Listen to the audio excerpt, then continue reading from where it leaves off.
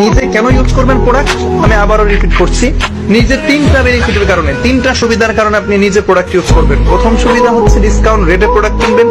দ্বিতীয় সুবিধা হচ্ছে কমিশন পাবেন, নিজের প্রোডাক্ট থেকে যে লাভের অংশ এটা একটা কমিশন পাবেন।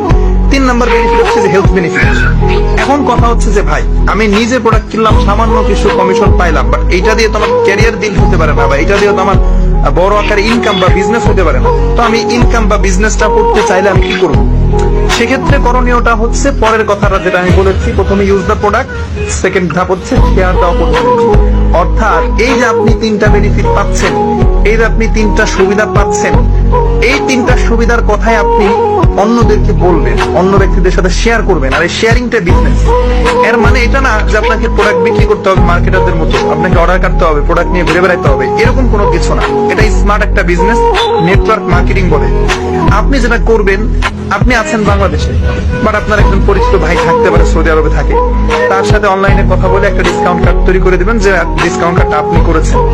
এই ডিসকাউন্ট কার্ডটা তাকে তৈরি করে দিবেন এবং তাকে আপনি এই তিনটা বেনিফিটের কথা বলে দিবেন, যে তিনটা বেনিফিট আপনি পাচ্ছেন।